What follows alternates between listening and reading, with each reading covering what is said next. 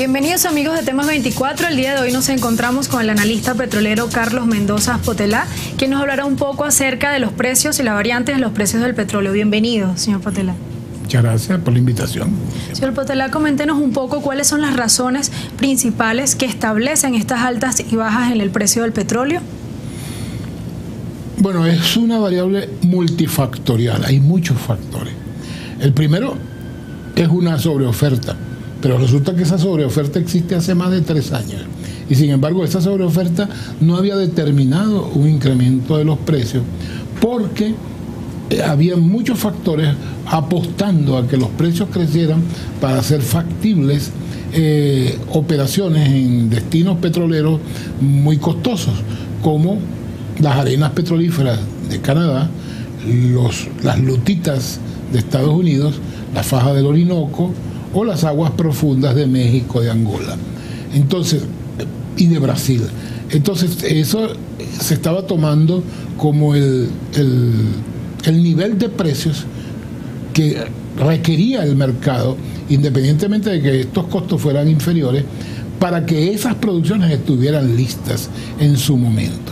Sin embargo, eso fue un proceso especulativo en donde uno veía que era esas cotizaciones que ustedes ven diariamente del Brent y del West Texas International, esos intermediate, no son precios reales, son precios de futuro, son opciones a futuro, y se compran y se venden y se tasan 15, 17 veces la producción diaria. Y se cotiza. Bueno, ¿y dónde va eso? Son puros impulsos electrónicos que suben y bajan. Y entonces el resultado es un precio totalmente ficticio que no tiene nada que ver con el precio de entrega de la transacción. Aquí tienes tus barriles, dame $1,000. Eso no tiene nada que ver con eso.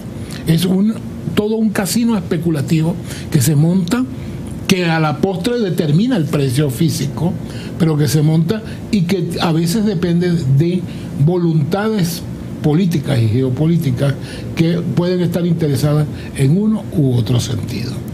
Entonces, sin embargo, ello determinó que creciera de manera brutal, por ejemplo, la producción de lutitas de los Estados Unidos, y que ha crecido en 4 millones de barriles diarios.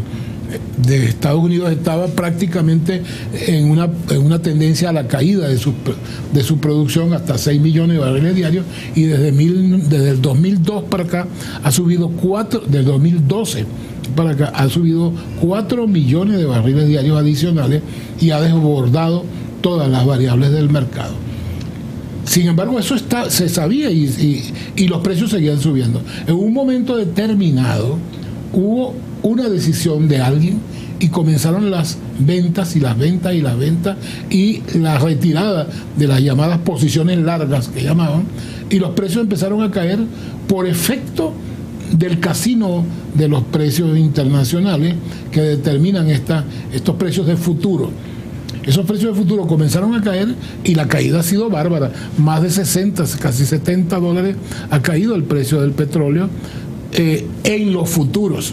Ello ha determinado que otros países que ven su producción mermada, por ejemplo, porque ya los Estados Unidos no están importando los niveles que importaban antes, y eso afecta fundamentalmente a los países productores de petróleo ultraliviano, como es ultraliviano el petróleo de las lutitas, y entonces Arabia Saudita, Angola, Nigeria, Argelia son productores de petróleos extralivianos, y se ven que su exportación hacia los Estados Unidos ha caído casi a cero en el caso de Nigeria, y en otras partes, bueno, ha caído muchísimo.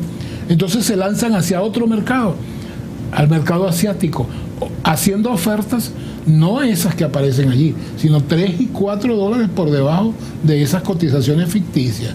En este momento las negociaciones que se están haciendo desde esos países mencionados hacia China y hacia Australia y a otros países, Japón y compañía, son transacciones que se hacen a precios inferiores a las cotizaciones que uno lee.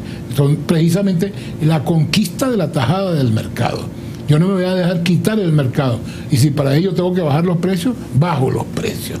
Esa estrategia además está con la ominosa perspectiva de que Irán, que estaba sancionado, que no podía enviar su producción, ahora que termina las sanciones nucleares y que se van a abrir todos sus campos petroleros hacia el exterior, va a incorporar todavía 1 millón más. Entonces las expectativas son bien críticas y no hay nadie que apueste a un regreso del petróleo a $60 en los próximos 2 años, 3 años. ¿Se podrían estabilizar los precios del petróleo? ¿Existe alguna forma de hacerlo? No lo sé, si existe será algún mago, alguien que pudiera decir eso. Normalmente uno que sigue estos pronósticos anuales permanentemente observa que a principios de año hay un pronóstico y a finales de año ese mismo pronosticador dice nos equivocamos. La mejor manera de no equivocarse es no hacer ningún pronóstico, porque hay demasiadas fuerzas gigantes que pujan en un lado u otro dependiendo de su particular interés y no tiene nada que ver con la oferta y la demanda, con esa cuestión fundamentalista. No, los precios están bajos porque hay más oferta que demanda, o los precios están altos porque se estima que la oferta va a caer. No, hay otros elementos y fundamentalmente el efecto geopolítico, la estrategia de los grandes consumidores, de las grandes potencias, todas estas cosas tienen mucho que ver en lo que está pasando. ¿Cree usted que países como Rusia, que no integran la OPEP, pueden estar interesados en estabilizar de alguna manera el precio del petróleo? Todos están interesados en estabilizar el precio del petróleo. Lo que pasa es que hay fuerzas superiores a ellos que lo impiden. Los países más afectados por esta crisis son precisamente Rusia, Irán y Venezuela. Recientemente indicaron una información que 1.500 empresas norteamericanas que utilizaban el fracking como técnica para de alguna manera producir el petróleo quebraron en los últimos días. ¿Usted qué considera con respecto a este hecho? La quiebra de los wildcatters, los pequeños productores, no significa que la producción va a disminuir, porque lo que ha sucedido es lo que sucede siempre en el capitalismo, el proceso de centralización y concentración. Lo que ha sucedido es que esos que quiebran son absorbidos por los grandes.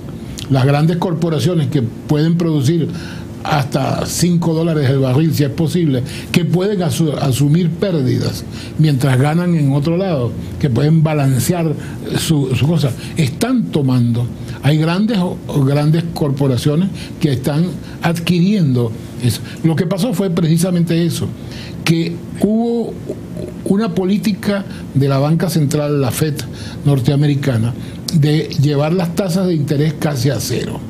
Y se hicieron contratos que llaman contratos basura, créditos basura, John Credit le dicen, créditos basura. Con esos créditos basura y una tasa de interés llegada casi a cero, mucha gente se metió en ese negocio porque el dinero no costaba nada.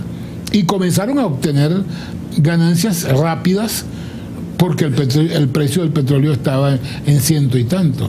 Llegó un momento entonces en que materializaron su ganancia, se enfrentan ahora a un escenario de precios altos. Bueno, me voy con mi ganancia, me retiro y eso quiebro. Y la ley de quiebra en los Estados Unidos no significa que se va a paralizar la producción. Quiebro, recupero lo que puedo recuperar y vendo las acciones a una empresa mayor, que es lo que está pasando. Muchísimas gracias, señor Potelá, por toda la información que nos brindó el día de hoy. De esta forma, amigos, finalizamos la entrevista de hoy. Será hasta una próxima oportunidad.